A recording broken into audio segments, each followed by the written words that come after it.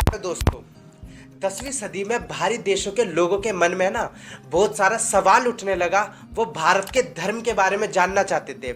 उस काल में कई यात्री आए जिनमें से इब्न बतूता, अल ब्रूनी और तैवर्नियर थे। वो भारत में आकर भारत के बाबाओं से मिले। उन्होंने बाबाओं से धर्म की जानकारी इकट्ठी करी और अपनी पुस्तक में लिखा। उसको फिर वो अपने देशों में ले गए।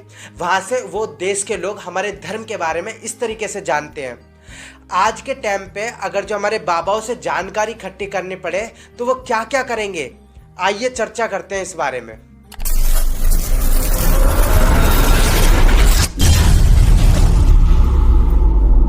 धीरेन्द्र शास्त्री जी ने नोएडा में कथा करी और कथा करते समय उन्होंने कहा कि जो महिला शादीशुदा होती है उनकी पहचान सिंदूर और मंगलसूत्र होता है। जो शादीशुदा महिला मंगलसूत्र और सिंदूर नहीं पहनती वो तो खाली प्लॉट के जैसा है, मतलब कि कोई भी आकर उस पर बाउंड्री कर लेगा। ये इतनी अच्छी बात इन्होंने अपने अच्छे मुंह से करी। किसी स्त्री की शादी हो गई हो तो उसकी दो पहचान होती। पूछो क्या? मांग का सिंदूर, गले में मंगलसूत्र। हैं? हाँ जी या ना जी? अरे बोलो।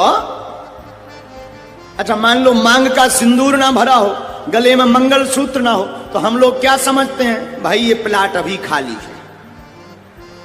है। हाँ, और मांग का सिंदूर भर गया हो, गले में मंगलसूत्र लटक गया हो, तो हम लोग दूर से ही देखकर समझ जाते हैं कि रजिस्ट्री हो चुकी। कई संगठनों ने इस पर आपत्ति जताई। इनमें से एक संगठन की महासचिव नूतन ठाकुर ने राष्ट्रीय महिला आयोग में धीरेन्द्र शास्त्री जी की शिकायत दर्ज कराई, पर शिकायत करने से तो कोई फायदा होने वाला नहीं है। आज तक बहुत कुछ हो गया। अब बात आती है कि ये क्या सिंदूर और मंगलसूत्र सच में महिलाओं के लिए अनिवार्य है? भारतीय आभूषणों की इतिहासकार डॉक्टर उषा बालकृष्णन बताती हैं कि प्राचीन काल में मंगलसूत्र की कोई अवधारणा ही नहीं है। हमारे ऋग्वेदिक ग्रंथों में भी महिलाएं ना कोई मंगलसूत्र और सिंदूर नहीं लगाती थी। उसके बाद भी हम उसको महिलाओं को इतनी ज़्यादा वैल्यू देते थे। और आज जो ये धीरेन्द्र शास्त्री जी यूँ कह रहे हैं कि महिला जो सिंदूर और मंगलसूत्र नहीं लगाती वो खाली प्लॉट है। मनु ने जब अपना ग्रंथ मनु स्मृति को लिखा था उसमें महिलाओं को पुरुषों पर डिपेंडेंट बना दिया था। अब जो महिलाएं शादीशुदा होती थी उनके ऊपर टैग लगाने के लिए सिंदूर और मंगलसूत्र की शुरुआत हुई थी। इनको तो आप जानते ही होंगे, इनका नाम है दीपिका। इन्होंने रामायण में माता सीता का रोल किया था। आप इनकी फोटोज को देखोगे ना, इनमें बहुत रेयर होगी कि इन्होंने सिंदूर लगा रखा है और मंगलसूत्र पहन रखा है। इसके बाद भी जब ये रोड पे निकलती है ना, बहुत सारे लोग इनके पैरों में गिर जाते हैं और इन्हें माता सीता के नाम से बुलाते हैं। आप कैसे कह सकते हैं कि एक महिला जो सिंदूर और मंगलसूत्र नहीं पहनती वो एक खाली प्लॉट है? एक ऐसे ही उदाहरण मैं दूंगा। 1972 में जिसने इतिहास रखा, पहली महिला किरण बेदी जो आईपीएस ऑफिसर बनी, उन्होंने भी बहुत रेयर होगा कि उन्होंने अपने कभी सिंदूर लगाया हो, कभी मंगलसूत्र पहनना हो। आप इनडायरेक्टली इन जैसी महान महिलाओं को भी कह रहे हो कि ये खाली प्लॉट है। इनकी दूसरी वीडियो भी वायरल होती है जिसमें ये महाशय बहुत सारी जो मर्डर हुए थे, जो जिनकी डेथ हुई थी, उनका रहस्य बता रहे हैं। पूछो। सबसे पहले तो मैं ये जानना चाहती हूँ कि मेरे भैया की मृत्यु कैसे हुई? क्या नाम था उनका? राजमल रावत। राजमल रावत। कुछ और बोलते थे उन्हें? राज तेज कर सकते हैं। पति का रहस्य, मृत्यु के रहस्य को जानने के लिए आई हैं। रिश्तेदारी में गए थे, बात करने के लिए गए थे। अचानक से आपकी बेटी की सास से क्लेश बना। उसने उल्टा सीधा बोला, इनको हार्ट अटैक बना, वह श्वास रुक गई, वह नीले पड़ गए और इनकी मृत्यु हो गई। अभी हाल ही में हमारे माननीय मुख्य न्यायाधीश जी ने कहा था कि हमें न्यायाधीशों की संख्या बढ़ानी चाहिए क्योंकि कोर्ट में 4.5 करोड़ केस पेंडिंग है अभी भी। मुझे तो ये समझ नहीं आ रहा, सरकार और माननीय मुख्य न्यायाधीश जी धीरेन्द्र शास्त्री को सर्वोच्च न्यायालय का न्यायाधीश बना दो, 1-1 घंटे में सारे केस सोल्व होंगे क्योंकि ये रहस्य जानते हैं। कोई नया नहीं है। एक मूवी है शिवा द सुपर हीरो 3, उनमें भी है ना नागार्जुन के पास ऐसी ही पावर होती है। वो पुलिस केस में सोल्व करवाने में मदद करते हैं, तो धीरेन्द्र शास्त्री जी नहीं कर सकते ऐसी मदद? सरकार द्वारा सीमा हैदर पर बहुत सारी पुलिस की कार्रवाई की जा रही है, कभी एटीएस, कभी एनआईए।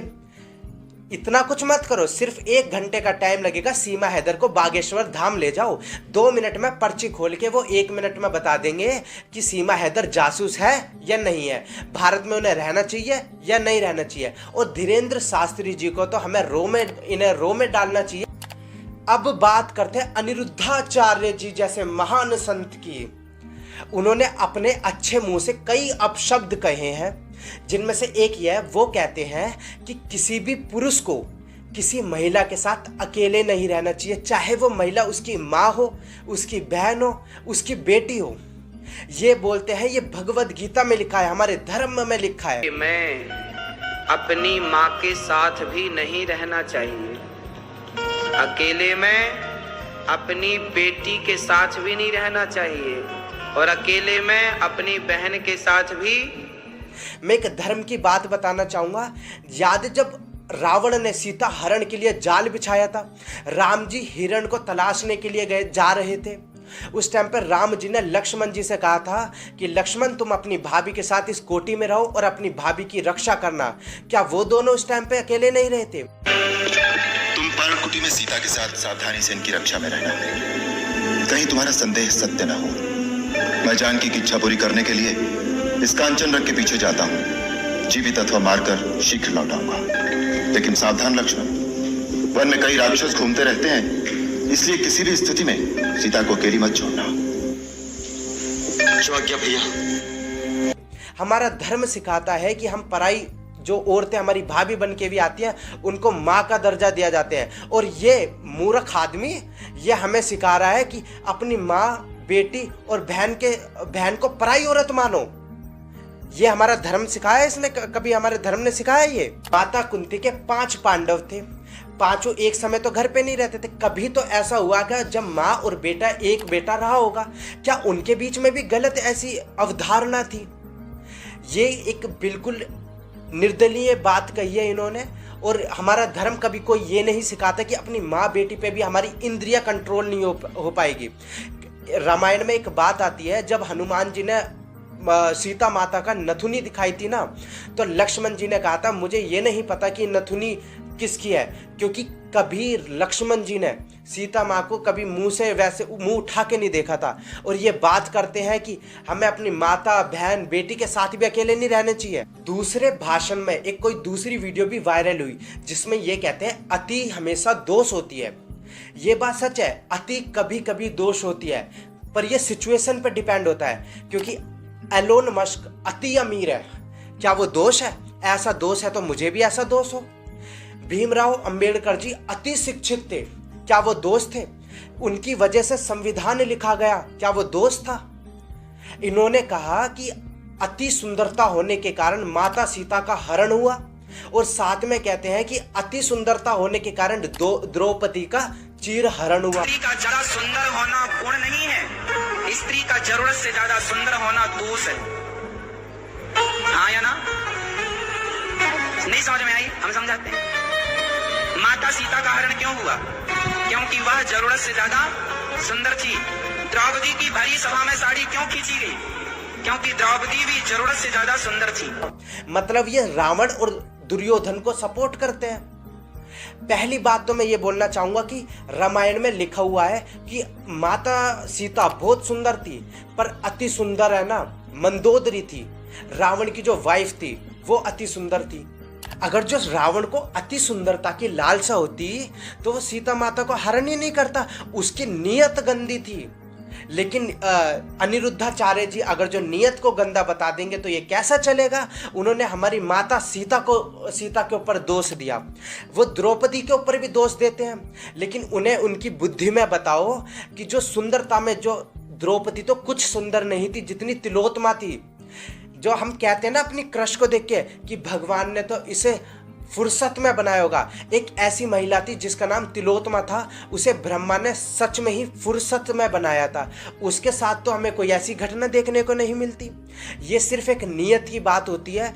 चलो मान भी लो इनकी बात सच कर देते हैं, माता सीता अति सुंदर थी इस वजह से उनका हरण हुआ, द्रौपदी का चीरहरण इस वजह से हुआ क्योंकि वो अति सुंदर थी। लेकिन जो आजकल इतने रेप हो रहे हैं, बच्चे बच्चे तक जिसकी सुंदरता का मैं पता भी नहीं चलता उनका रेप हो रहा है, क्या उसके पीछे भी यही कारण दिया जाएगा कि वो अति सुंदर है?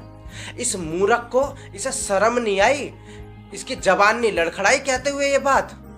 अब आते हैं इन महाशय पे। इनका नाम है आनंद कृष्ण ठाकुर जी।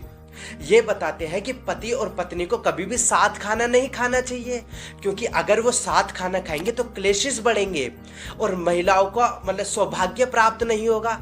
ये बताते हैं कि भीष्म पितामह ने कहा था कि अगर महिला पति के जूठन में खाना खाती है तो उसे सौभाग्य प्राप्त होगा। महाराज जी, क्या पति पत्नी एक साथ एक ही थाली में भोजन कर सकते हैं?